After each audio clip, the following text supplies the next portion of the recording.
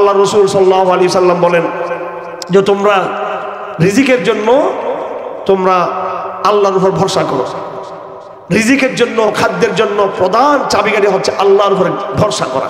2 নম্বরে হলো হালাল রিজিকের জন্য চেষ্টা করা। তো আল্লাহ রসুল বলেন যে আল্লাহর উপর ভরসা করলে আবার রিজিক পাওয়া যায়, এটা কিরকম? তো বলতেছেন কাত্তাইর কাত্তুয়ুর, পাখির মতো হও, তাকুদু খিমাসান ওয়া তারুহু বিতানান, সকালবেলায় পাখিগুলো অজানা উদ্দেশ্যে তারা রওনা হয়ে পড়ে এবং তাদের পেটে ক্ষুধা থাকে। তাকুদু খিমাসান গদওয়াতুন, আরবি শব্দ, এটা বলা হয় সকালবেলা ভ্রমণ করা। আর রাওহাতুন বলা হয় সন্ধ্যাবেলায় ফিরে আসা, চলে আসা, ভ্রমণ করা। আমি আপনাদের এখানে এসেছি সন্ধ্যাবেলায়।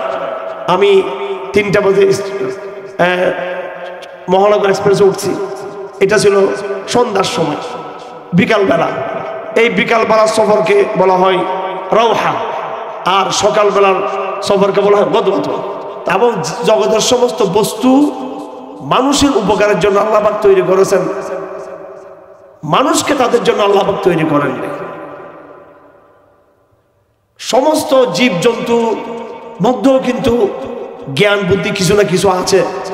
যদি গরু ছাগলের মধ্যে জ্ঞান বুদ্ধি না থাকতো তাহলে তারা খাবার দাবার ঘাস খেয়ে তারা কিন্তু জীবন ধারণ করতে পারত না। তারাও কিন্তু পরস্পর মিলন করে তাদের বংশধারা বিস্তার করে, এটাও কিন্তু জ্ঞান বুদ্ধির কাজ। কিন্তু মানুষকে যে জ্ঞান আল্লাহ পাক দিয়েছেন সেই জ্ঞান হলো দৃশ্যমান বস্তুকে দেখে অদৃশ্যমান বাস্তবতাকে জানতে পারা। মানুষ তার জীবনে অনেক অসাধ্য সাধন করেছে এবং এটাকে বলা হয় আরবির হেদায়েত, অর্থাৎ মানুষ ঠিক জায়গা মতো পৌঁছতে পারা। কোথায় চাকরিটা ভালো আমার, কিভাবে আমার চিকিৎসা ঠিকমতো আমি করতে পারবো, কিভাবে আমি আমার শরীরকে নিরাপদ করতে পারবো, কিভাবে আমি আমার জীবনকে বিভিন্ন ঝুঁকি এবং হুমকি থেকে আমার জীবনকে আমি শান্তিতে রাখতে পারবো। প্রত্যেকটা জিনিস মানুষ নিজের স্বার্থের জন্য বুঝতে পেরেছে এবং সেই মধ্যে চলতে পেরেছে। মানুষ সব বুঝলো কিন্তু আসল যাকে বুঝার সেটাই বুঝলো না। এটা হচ্ছে মানুষের একটা বেঈমানি স্বভাব। এটা এই কারণে যে বিচার বুদ্ধি দিয়ে মানুষ সব কিছু ধরতে পারছে, সব কিছু কোনটা ভেজাল কোনটা ভেজাল না, কিন্তু সে মানুষ হেদায়েতের মূল জায়গায় পৌঁছতে পারল না। কোরআনে কারীমে আল্লাহ পাক সুবহানাহু ওয়া তাআলা মানুষকে সৃষ্টির পরে আল্লাহ পাক বলেছেন সাব্বিহিসমা রাব্বিকাল আ'লা আল্লাযী খালাকা ফাসাওয়া ওয়াল্লাযী কদ্দারা ফাহাদা। আল্লাহ পাক কোরআনে কারীমের আয়াতে বলেন আল্লাহ পাক প্রত্যেক বস্তুকে তার সৃষ্টি দেওয়ার পরে তাকে হুদা এবং হেদায়েত দিয়েছেন। হেদায়েত বলতে আমরা মনে করি এটা একটা তবলিগে মার্কা শব্দ, এটা একটা হুজুর মার্কা ওয়াজ মাহফিলের শব্দ। হেদায়েত শব্দ মানে হলো ঠিকানা মতো পৌঁছতে পারে এবং অনুসন্ধান করে জায়গা মতো পৌঁছতে পারা, এটা নাম হচ্ছে হেদায়েত। তো যেমন ধরুন গরমকালে পিপিলিকা, আপনি দেখবেন সে ঠিকঠাক পানি কোথায় রাখছে ওই জায়গায় কিন্তু সে পৌঁছে যাবে।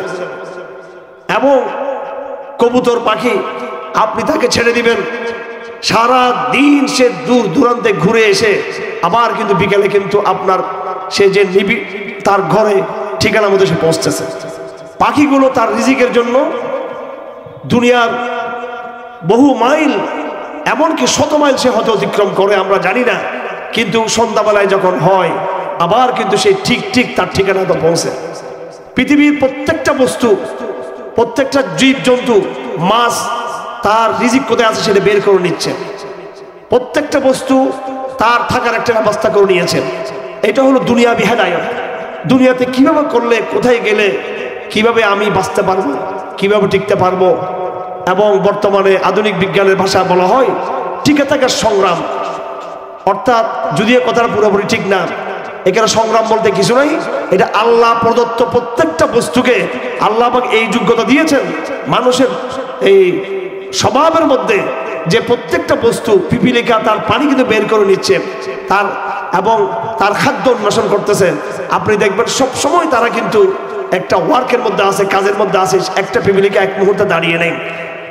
কিন্তু সবচেয়ে বড় হেদায়েত, ভালো করে আমার কথাগুলো একটু আপনারা বোঝার চেষ্টা করবেন, ঠান্ডা মাথায় কথাগুলো বোঝার চেষ্টা করতে হবে। আমরা আমাদের দুনিয়াবি হেদায়েত ঠিকমতো পেয়েছি, কিভাবে খেলে আমরা জীবন ধারণ করতে পারবো। বাংলাদেশের মানুষ এরা ভাত খায়, এরা কিন্তু রুটি খায় না, কারণ চালের সাথে এখানকার যে বাতাসের মধ্যে একটা আর্দ্রতা আছে, আবহাওয়া। কিন্তু আপনি সৌদি আরবে গেলে, হিন্দুস্তানে গেলে, পাকিস্তানে গেলে আপনি দেখবেন বিশাল অঞ্চল জুড়ে সেখানে মানুষ কিন্তু 2 বেলা ভাত খায় না, তারা কিন্তু 1 বেলা রুটি খায়। আমি যখন পাকিস্তান পড়তাম, আমাদের মওলানা সাহেব এখানে আসেন, হযরত মওলানা মনির হোসেন সাহেব, উনিও হাটহাজারীর আমার 1 বছর আগে তিনি দাওয়াত পড়েছেন। তো ওনার সভাপতিত্বে আজকে এখানে অনুষ্ঠান হচ্ছে। মেঘল এবং হাটহাজারী একসময় বাংলাদেশের এলমের রাজধানী ছিল। তো আমি যে কথাগুলো বলতেছি ওনাদের উপস্থিতিতেই বলতেছি, আলেমদের উপস্থিতিতে কথাগুলো বলতে চাচ্ছি আমি। তো হিন্দুস্তানে অনেকে পড়তে যায়, আমি আজকে শুনলাম উনি আমাদের আরেকজন ভাই মওলানা আব্দুল হালিম সাহেব, ওনার ক্লাসমেট। তো কেউ দেবন্দা যায়, কেউ পাকিস্তানে যায়। আমরা পাকিস্তানে যাওয়ার পরে একজন তার মা বাবাকে বললো যে মা, আমি আজকে প্রায় 1 বছর পর্যন্ত খানা খেতে পারতেছি না। তো মা তো পেরেশান হয়ে গেল যে খাবার খাইতে পারতেছে না, ঘটনা কি। পরে তাকে বন্ধুরা বলছে সে এই 1 বছর মুরগির গ্রিল, ফ্রাই আর অন্যান্য আইটেম এবং রুটি, পরোটা, ডাবল নান এগুলো খাচ্ছে, পরোটা সবকিছু। তো পাকিস্তানে ভাত হচ্ছে কি রুটি, কিন্তু সে যেহেতু বাঙালি তার কাছে খাবার হচ্ছে কি ভাত। এখন সে ওখান থেকে মাকে জানালো যে আমি আজকে খাবার খাচ্ছি না, খাবার মানে বাঙালি খাবার সে খেতে পারতেছে না আর কি।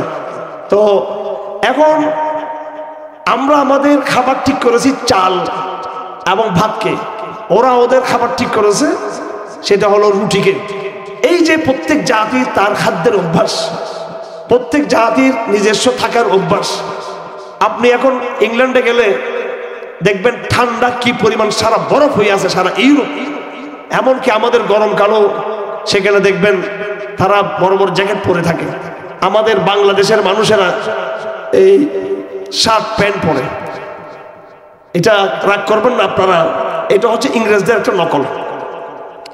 এই দেশটা তো গরম দেশ, এখানে শার্ট প্যান্ট মোজা ছুটেড বুটেড বুট ফুট, এটা কি জন্য? এখানে ইংরেজরা ঠান্ডা এলাকায় থাকতো, তো তারা বুট টাই টুই পরে, জ্যাকেট ম্যাকেট প্যান্ট টাইট টুট পরে আসতো। এটা দেখে দেখে বস পাকিস্তানিরা, ইন্ডিয়ানরা, বাঙালিরা দেখে নকল করলো। অথচ এই লেবাস কোনোভাবেই বাংলাদেশ এটা কিন্তু যুক্ত নয়। এটা জি বলবেন না, ঠিক বলবেন না, আমি জানি, কারণ এটা আপনাদের গায়ে লাগতেছে। হ্যাঁ, মোল্লাদেরকে জিজ্ঞেস করেন ওদের জামার ভিতরে কত শান্তি আর প্রশান্তি। এই শান্তি দেখে এই পুরো আধুনিক প্রজন্ম পুরো বঞ্চিত। গরমকালে কি এক অবস্থা আপনাদের। যাই হোক, তো এখন ইংল্যান্ডবাসী, ইউরোপের লোকরা তাদের পোশাক কেমন হবে, যে পোশাকের মাধ্যমে তারা ঠান্ডা থেকে বাঁচতে পারবে। আরব জাতি এরা গরম থেকে বাঁচার জন্য তারা জুব্বার সিস্টেম করেছে। হ্যাঁ, এগুলো হলো ছোট ছোট বিষয়, এগুলোকে বলা হয় দুনিয়াবি হেদায়েত। দুনিয়াবি হেদায়েত।